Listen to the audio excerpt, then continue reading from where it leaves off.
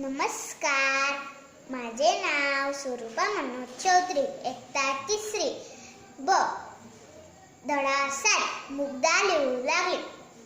मुग्धाच्या शाळेत चित्रकला, रांगोळी, कथाकथन स्पर्धा झाली.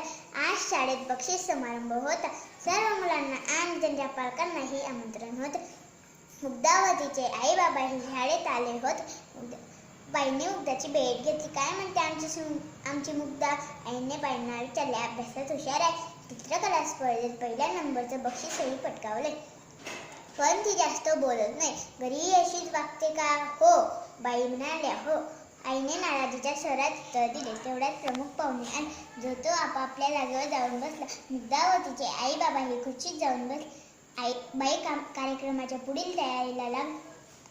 पाहुणे म्हणून एक प्रसिद्ध लेखक आले होते. बाईंनी त्यांचे स्वागत केले. शाळेतील शिक्षिका जाधवबाईंनी प्रमुख पाहुण्यांची ओळख करून दिली. बक्षिसे देण्याचा कार्यक्रम पार पडला. प्रमुख पाहुण्यांनी भाषणास सुरुवात केली. प्रथम त्यांनी बक्षीस मिळवणाऱ्या मुलांचे अभिनंदन केले व बक्षीस न मिळवणाऱ्या मुलांचेही कौतुक केले. बक्षीस मिळवणाऱ्यांमध्ये मुग्धाचाही नंबर होता. मुग्धा मन लावून प्रमुख पाहुण्यांचे भाषण ऐकू लागली. पाहुण्यांनी त्यांच्या लहानपणीच्या गमती सांगितल्या.